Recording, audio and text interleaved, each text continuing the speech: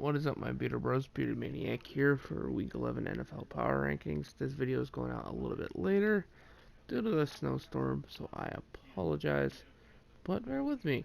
We got a lot of movement here, with especially these two teams here, and I'll get to that when I get to them. This video won't have too much detail, but if you want to know why a certain team is ranked where they are, just leave a comment, and I will leave a further, more descriptive reasoning as a reply. Anyway, we got Cincinnati at 32. Really nothing to talk about for them. We're the only winless team in the NFL right now. Washington at 31. Not moving at these two teams didn't move at all. Again, nothing really to explain here. And they got the New York Giants at number 30, dropping 3 spots. You have the Jets, the Miami Dolphins, and the Falcons all winning last week. The Giants not only looked awful, but Saquon Barkley had one of his worst professional games of his career. I'm not so much concerned about him as I am that offensive line going forward.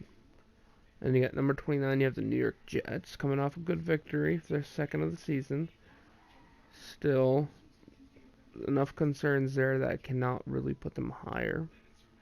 You know, the Dolphins at number 28 gaining a spot as well. The Dolphins had a good win against the Colts, which is incredible, which is one reason why the Colts had dropped so much. But still, as good as they're playing, due to the circumstances of their victories, no T.Y. Hilton, no... I can't... That defender the Colts are missing. No Jacoby Brissett. It wasn't a full strength victory, but still they won, and that's what ends up mattering in the NFL. Then you got the Broncos at number 27, dropping 2 spots. This is more so the Atlanta victory. Atlanta beat the Saints and did very well doing it. And Young Ho looked really, really good in that game for the Falcons, and a reliable kicker is going to be important for them. And the Jacksonville Jaguars dropping 2 spots to 25. Cleveland gaining 2 spots to 24. I think also one reason why Cleveland gained is they had a good victory over a good team like the Bills. Although they do face the Steelers this Thursday night, it should be interesting to see where they go. You have Arizona dropping 2 spots after a tough loss to Tampa Bay. One reason why Arizona drops 2 spots is because Tampa Bay passes them and goes into the 22nd spot. These two teams are very close. One thing I like about Tampa Bay is they have a really good team. Tampa Bay has a good team. They're just so inconsistent. And if you know me and you're familiar with this channel, you know that I value consistency. And Tampa Bay has been all but consistent. And defense is turning around. The offense is turning around. So for their record to be at 22 is not bad. But they're also on the upswing, which is really good. Then you have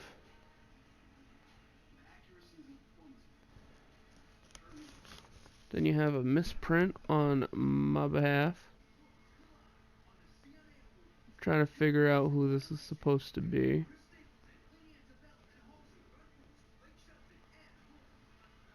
You have Detroit at number 21. I struggled putting Detroit higher, and if you look at my paper, it actually says Tampa Bay twice. I am absolutely losing my shit. Don't worry, I know it's Detroit because that's the only team I don't have on my paper. Okay, so at 21 we have Detroit dropping 4 spots, another tough loss. The main concern for them is the Matt Stafford injury. Chicago at number 20 dropping a spot. Although Chicago did win, Mitch Trubisky does concern me very greatly. Also, Chicago doesn't necessarily drop a spot because of a tough game. They more so drop a spot because 2 teams in front of them pass them, like the Tennessee Titans and the Pittsburgh Steelers.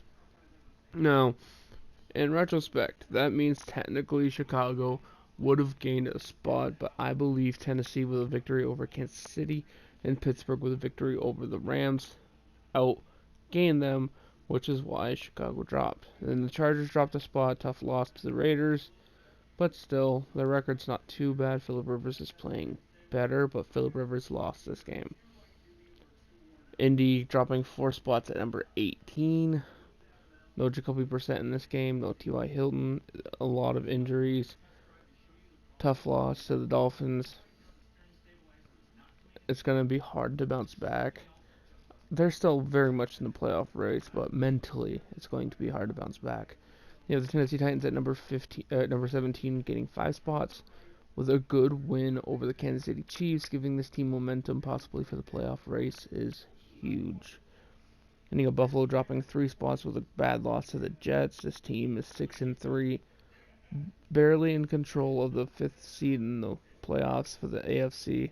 So it'll be interesting to see how Buffalo handles it going forward. Allen didn't play terribly well. The whole offense didn't play terribly well. So I want to honestly see what Sean McDermott does going forward. You have Carolina at number 15 getting 1 spot. The Rams dropping 2 spots to number 14. And at number 13 you have the Pittsburgh Steelers.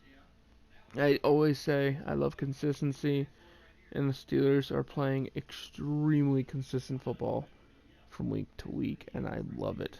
Then you have Oakland at number 12, gaining 3 spots with a good win over the Chargers. Dallas at 11, Philadelphia at 10, gaining a spot. Kansas City at 9, losing a spot after a tough loss to Tennessee, but Mahomes played fantastic. That defense had some lapses at the end. Undisciplined football, so I still think they're one of the better teams. You have Minnesota at number 8, gaining a spot. Houston dropping 3 spots.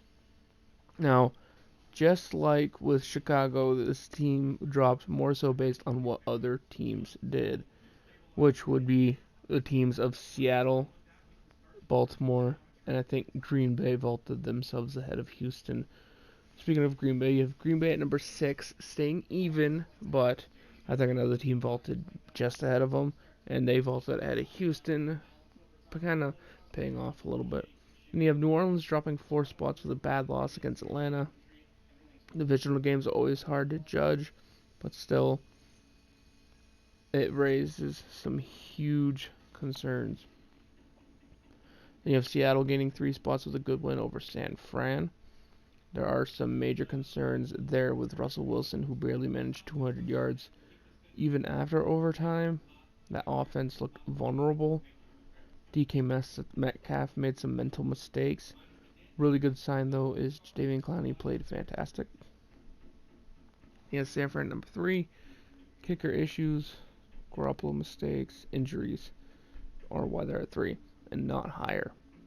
A lot of people have Seattle and San Fran at number 1 and 2, but those injuries are starting to mount up, and they are concerning. And for me, the top 2 are controversial for the most part. I have Baltimore at number 2. Fantastic young quarterback, fantastic, can throw, can run. He can beat you however he wants to. He doesn't have to throw for 200 yards, but he can, which is one of the best features you can have in a quarterback. Doesn't have to beat you with his arm, but he can. He's lethal. Very good game against the Bengals. Mark Andrews looked fantastic. One concern for me when it comes to... Sorry, my headset tried to turn itself off. One concern for me when it comes to the Ravens is...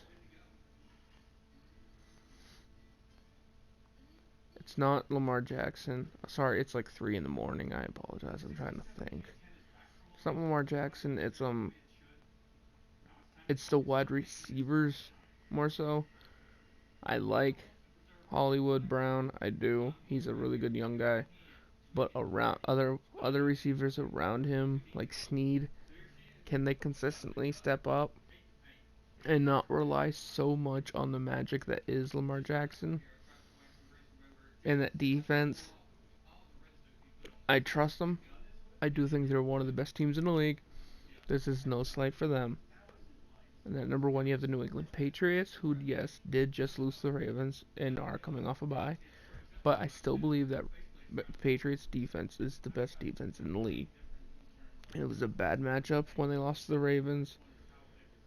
An older, slower team against a younger, faster run formation team. Patriots' run defense is questionable, but not bad. And the Ravens were coming off a bye and won. Still, Patriots only have one loss, just like San Fran. They're getting Isaiah Wynn back soon, which I will credit towards their ranking a little bit. Isaiah Wynn is going to be a massive upgrade on that offensive line. If you have watched Patriot football and you have seen Newhouse, you will realize Wynn is a massive upgrade.